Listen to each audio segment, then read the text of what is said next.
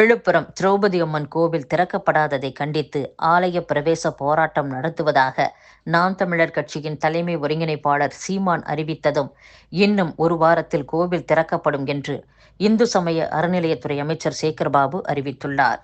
இதுகுறித்து திமுக நிர்வாகிகள் சிலர் கூறும்போது, பட்டியலினத்தின் குறிப்பிட்ட சமூகத்தினரின் ஓட்டுக்களை குறிவைத்தே சீமான் போராட்டம் அறிவித்தார். அதை முறியடிக்கும் வகையில் கோவிலை திறந்தால் அரசுக்கும் நல்ல பெயர் ஏற்படும், பட்டியலின மக்களின் ஓட்டு வங்கியும் ஆளும் கட்சிக்கு சாதகமாக இருக்கும் என உளவுத்துறை அரசுக்கு தெரிவித்தது. அதைத் தொடர்ந்து இன்னும் ஒரு வாரத்தில் கோவில் திறக்கப்படும் என அமைச்சர் சேகர்பாபு அறிவித்துள்ளதாக கூறியுள்ளனர். தமிழகத்தின் தலைநகரை சென்னையிலிருந்து திருச்சிக்கு மாற்ற வேண்டும் என்று சட்டப்பேரவையில் பாஜக எம்எல்ஏ நயினார் நாகேந்திரன் கோரிக்கை விடுத்துள்ளார். இதுகுறித்து சட்டசபையில் நடந்த விவாதத்தில் பாஜக எம்எல்ஏ நயினார் நாகேந்திரன் பேசும்போது, மக்களை பாதிக்கும் சொத்து வரி, மின்கட்டண உயர்வை ரத்து செய்வது குறித்து தமிழக அரசு பரிசீலிக்க வேண்டும். பாபநாசம், மணிமுத்தாறு அணைகளை சுரங்கப்பாதை அமைத்து இணைத்தால் நெல்லை மாவட்ட மக்கள் பயன்பெறுவர் என்று கூறினார். இதற்கு சபாநாயகர் அப்பாவு, இத்திட்டம் ஏற்கனவே அரசின் பரிசீலனையில் உள்ளது, அதற்கு வனத்துறையின் அனுமதி வேண்டும் என்று கூறினார். அதற்கு நயினார் நாகேந்திரன், வனத்துறையின் அனுமதியை நான் வாங்கி தருகிறேன். எம்ஜிஆர் முதல்வராக இருந்தபோது தமிழகத்தின் தலைநகரை சென்னையிலிருந்து திருச்சிக்கு மாற்ற முயற்சி மேற்கொண்டார். சென்னையில் பெரும் நெருக்கடி உள்ளது. திருச்சியில் காவிரி ஆறு ஓடுகிறது, அதனால் தண்ணீர் பிரச்சனை இல்லை. தமிழகத்தில் மட்டும் 9 வந்தே பாரத் ரயில்கள் விட்டுள்ளோம். தமிழகத்தின் எந்த பகுதியில் இருந்தும் திருச்சிக்கு 3 மணி நேரத்தில் வந்துவிடலாம். தலைநகரை மாற்ற சென்னை எம்எல்ஏ பரந்தாமன் என்ன சொல்ல போகிறார் என்பது தெரியவில்லை என்று கூறினார். அதற்கு சபாநாயகர் அப்பாவு, நாட்டின் தலைநகர் டெல்லி என்பதை சென்னைக்கு மாற்ற சொல்கிறார் என்று கூறினார். அதற்கு நயினார் நாகேந்திரன், வாய்ப்பு வரும்போது மாற்றலாம், அதற்கான வாய்ப்பும் வரும். சட்டசபை மழைக்கால கூட்டத்தொடரின் 7 நாள் கூட்டத்தை சோதனை முயற்சியாக திருச்சியில் நடத்தலாம். அதிகார பரிமாற்றம் எப்படி இருக்கிறது என்பதை மக்களும் அறிவர் என்றும் விவாதத்தில் பேசினர். தமிழகத்தில் பேரூராட்சி பகுதிகளில் வீட்டு வசதி வாரியம் சார்பில் அடுக்குமாடி குடியிருப்புகள் கட்ட வேண்டும் என்று துணை சபாநாயகர் பிச்சாண்டி கோரிக்கை விடுத்துள்ளார். டெல்லி, மும்பை போன்ற நகரங்களில் 40-50 மாடி குடியிருப்புகள் கட்டி கொடுக்கின்றனர். சென்னை, கோவை போன்ற நகரங்களில் 40 முதல் 60 மாடி அடுக்குமாடி குடியிருப்பு கட்டி விற்க அரசு முன்வருமா? விற்காமல் உள்ள வீடுகளை இடித்துவிட்டு அடுக்குமாடி குடியிருப்பு கட்டப்படுமா? வீட்டு வசதி வாரியம் குடியிருப்பு கட்டினால் வெளி மார்க்கெட்டில் வீடுகள் விலை குறையும் என்றும் கூறியுள்ளார். இலங்கை அரசால் சிறைப்பிடிக்கப்படும் தமிழக மீனவர்கள் பிரச்சினைக்கு நிரந்தர தீர்வு காண வேண்டும் என்று மக்களவையில் தமிழக எம்பிக்கள் வலியுறுத்தியுள்ளனர்.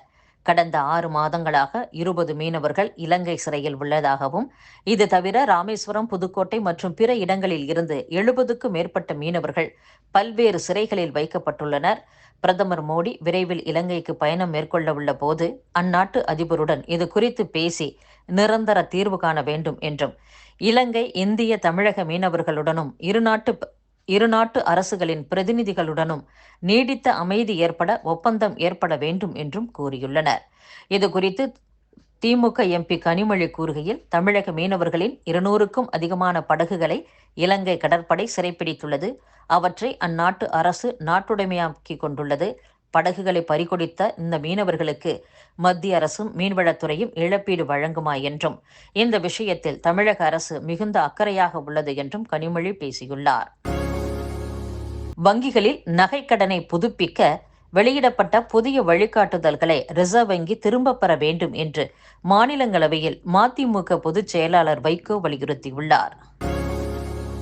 காவிரி, வைகை, குண்டாறு இணைப்பு திட்டத்தை உறுதியாக செயல்படுத்துவோம் என்று சட்டப்பேரவையில் நீர்வளத்துறை அமைச்சர் துரைமுருகன் தெரிவித்துள்ளார்.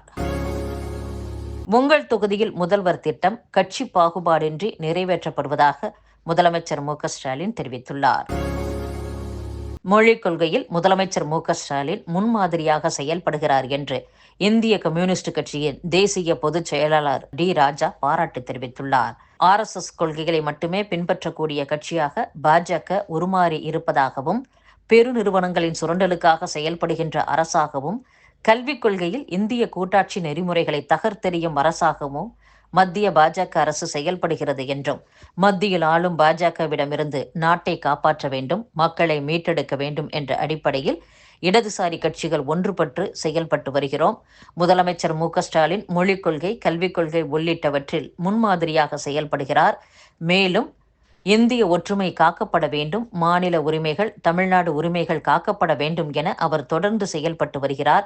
இதனால் முதலமைச்சர் மு.க.ஸ்டாலினுக்கு நாங்கள் தொடர்ந்து ஆதரவு தெரிவித்து வருகிறோம் என்றும், பிரதமர் மோடி RSS அலுவலகத்திற்கு சென்றதில் வியப்படைய ஏதுமில்லை, பின்னணியிலிருந்து பாஜகவை RSS தான் ஆட்டி வைக்கிறது என்றும் ராஜா பேசியுள்ளார்.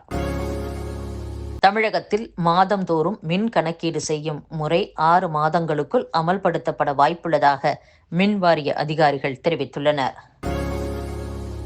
முதலமைச்சர் சாலை மேம்பாட்டு திட்டத்தின் கீழ் தமிழகத்தில் நிகழாண்டு 220 கிலோமீட்டர் மாநில நெடுஞ்சாலைகள் 4 வழிச்சாலையாகவும், 550 கிலோமீட்டர் சாலைகளை இருவழிச்சாலையாகவும் 2200 கோடி ரூபாயில் அகலப்படுத்தி மேம்படுத்தப்படும் என்று நெடுஞ்சாலைகள் மற்றும் பொதுப்பணித்துறை அமைச்சர் ஏவ வேலு தெரிவித்துள்ளார்.